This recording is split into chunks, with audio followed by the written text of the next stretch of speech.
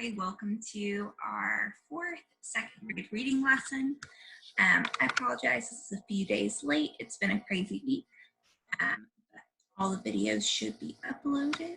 It is Thursday, April 30th. So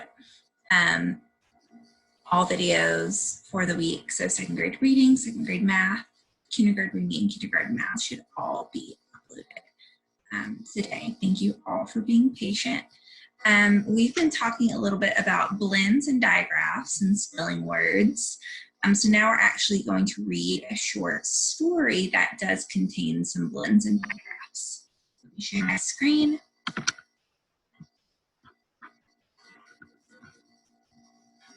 Second grade reading, lesson number 4, reading with blends and digraphs. Let's do a review of what blends and digraphs are. See if you can remember.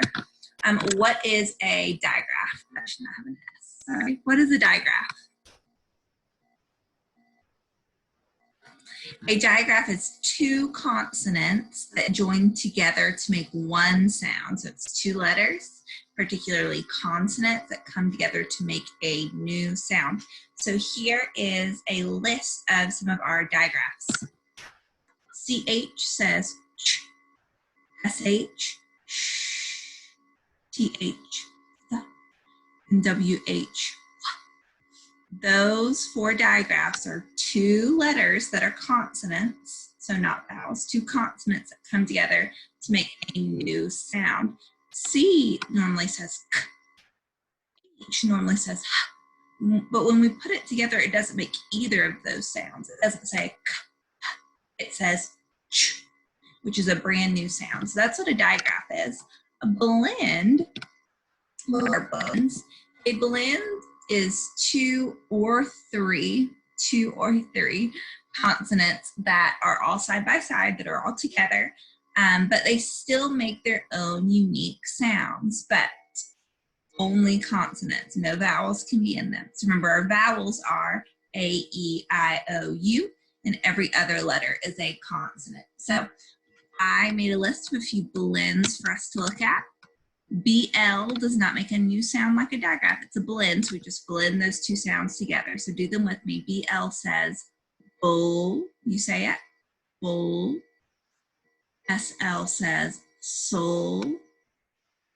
You say it. CR says cur. This is a 3-letter blend right here. STR says stir.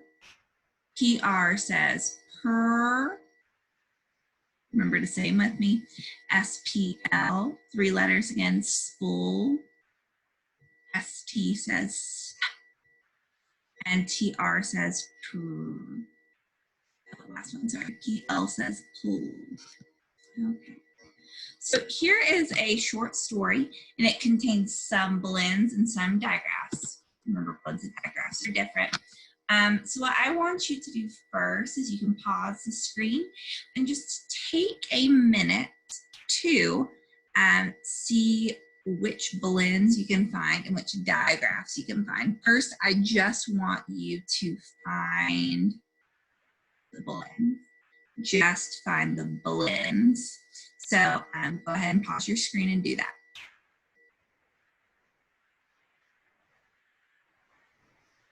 If you are done finding all your blends, we will go ahead. If you need more time, you can pause the screen. So here is the story again. And in red, you will see the blends highlighted. So here's our BR blend. It says burr. And we see that BR over and over and over again. Let's see what this word is. This word is Brad. And I see it's capitalized throughout the story, not only at the beginning of a sentence. So it must be a name, Brad. So I'm going to remember that. Brad, Brad, Brad. Here's another word. Some of you might recognize this word. It might be a word you have memorized. Pull, and then when A and Y are together, they say A. Pull, A. Play. So we have Brad, we have play, We have play again. Ooh, what about this word? Let's sound it out. Slips.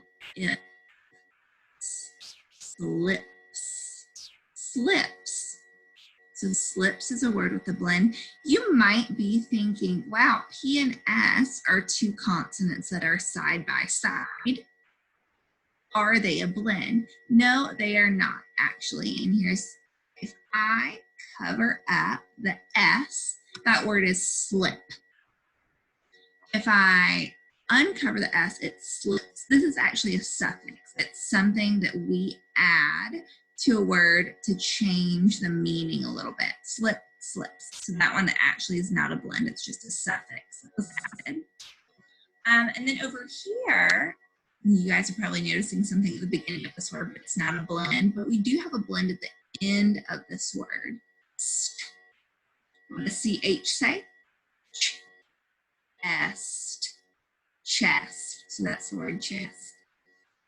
So now we will move on to digraphs. So here are the digraphs in blue, and you'll see with that chest, you probably noticed when we read it, there was a digraph at the beginning. Brad has a dog. Brad's dog, sorry, you're hearing me read it. Brad's dog is Beth. So we see the word Beth over and over and over again, and it's always capitalized, so it must be a name too. The dog's name must be Beth, Beth, Beth. This word is a little different than Beth. The vowels change. What would this word be? Bath. Bath again. This is actually a digraph that's in a sight word. So we do hear the digraph, but this word is a little hard to decode. This word is there. So you still hear the there. Beth, Beth. We have chest. Beth again. And this is another sight word, but you might also notice a digraph. She. You can still decode it. She. So now that we've found all our blends and digraphs, I want you guys to take a minute, pause the screen if you want to, and try to read this whole story. And then I am going to read it, and then you are going to read it again once you've heard me read it. This is really important sometimes when we're not reading them, the words very fast in a story. After we figure out what all the words say, we can sound out those words and figure out what they say. It's important to go back and read it fluently.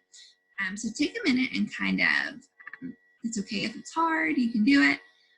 Go ahead and try to read that. Pause your screen now.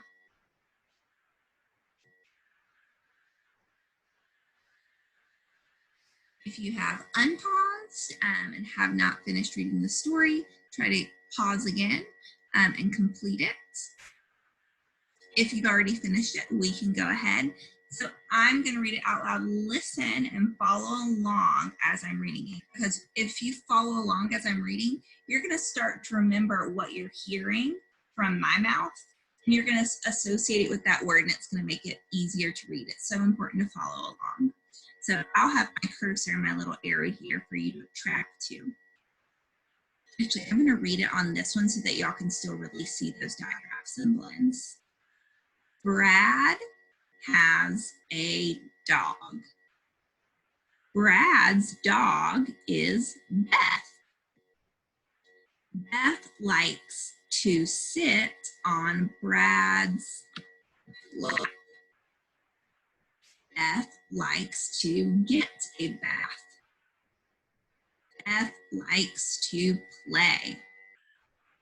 So likes, these are some sight words here. Look for words you recognize. There is a bug on the rug. Beth sees the bug. Beth wants to play with the bug, but the bug slips under the chest. Beth is sad. She cannot see the bug. Okay. Now, I know you probably don't want to read it again. I really, really encourage you to pause it and read it again. So this time you're going to read it faster, and you're going to be really listening to what you're reading so that you understand it and can answer some questions about So go ahead and read it on your own again. Pause.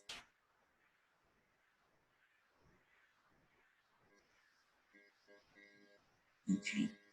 If you are unpaused, I hope it means you have finished reading it again. Now we are going to answer some questions about our story. Move my little face so that y'all can see better. Okay. Who are the characters in the story? Who are the characters in that story?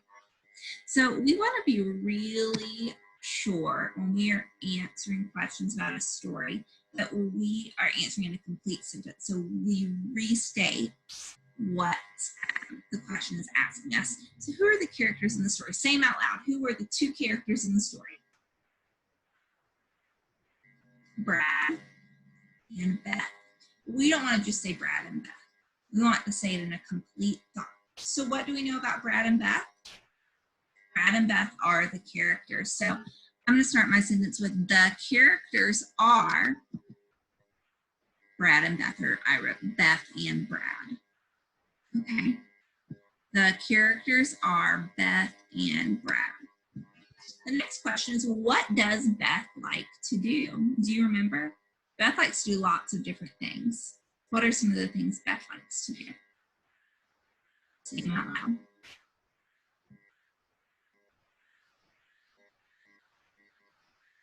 I'm not just, these are some of the answers. Sit on Brad's lap, get a bath, play. But I'm not going to say them in a list like that. I'm going to say a complete sentence. I'm going to say, Beth likes to sit on Brad's lap, get a bath, and play. Now the next question is, where did the bug go? Do you remember? You can always go back and look at the story. It's over here. Where did the bug go? Say it out loud if you know it, and I'll let you know what the right answer is. Where did the bug go?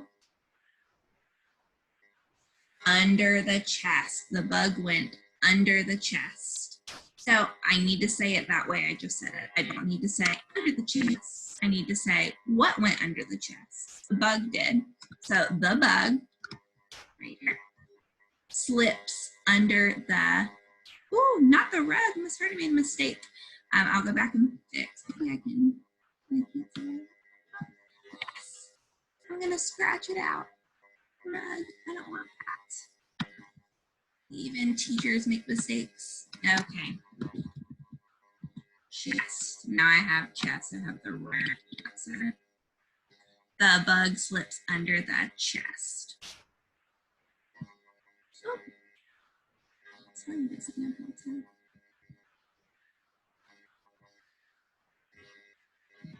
Thanks for being patient with me.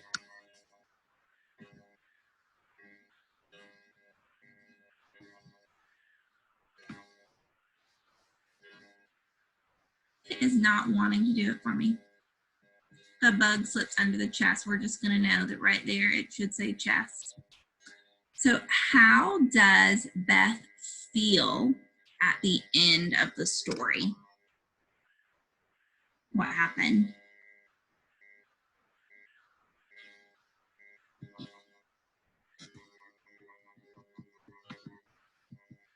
Beth feels sad. It says it right here. Beth feels sad. Why? This isn't a question that's on here, but I do want you to think, why is Beth sad?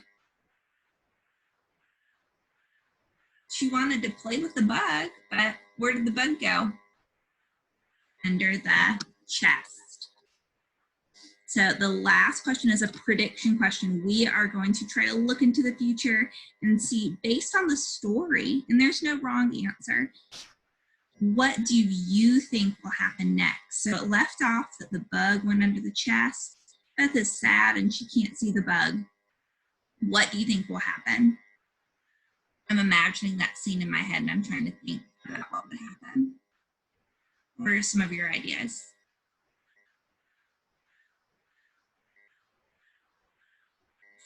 Let's see. I think, that's how I'm going to start my sentence. I think that Beth is going to catch the bug. I think she's going to find a way to get it. Does anybody else think anything different?